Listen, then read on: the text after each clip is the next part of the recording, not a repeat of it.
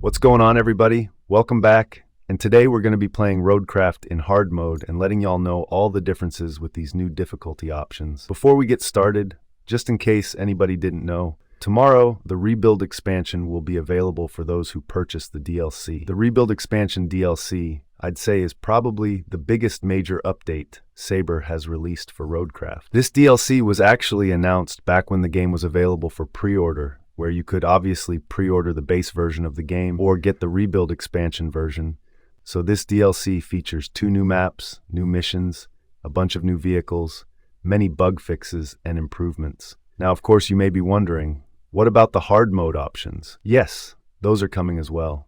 But remember, guys, the new difficulty options will actually be free, as we can see here. So it looks like you don't actually have to purchase the DLC if you just want to play the game in hard mode. Anyways, with the new difficulty options, we can turn on fuel, have fuel cost, convoy difficulty, option to have fewer convoys, economic modifiers, bridge costs, ability to turn off recovery rules, quarry zone size options, vehicle cost can be set to more difficult, and activate the gearbox. Now, with all these turned on and set to max difficulty, I'd say the game is more challenging to play, especially since this is just the test server. But after testing it out, I've realized the fuel isn't very useful. It does drop down rather quickly and doesn't last long.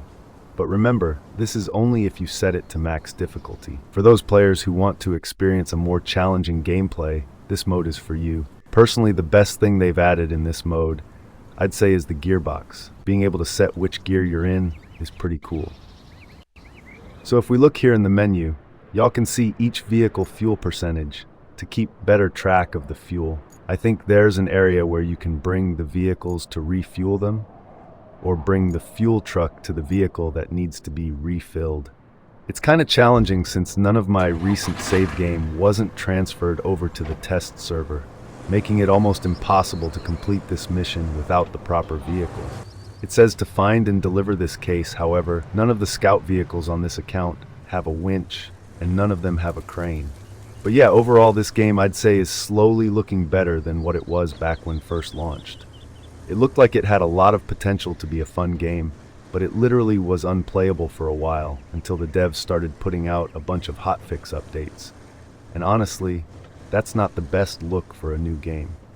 But I'm hoping they do continue to bring us more updates with new content and vehicles. Anyways, guys, let me know if you plan on getting the Rebuild expansion DLC, and make sure to like, subscribe, and click that notification bell. Thanks for watching.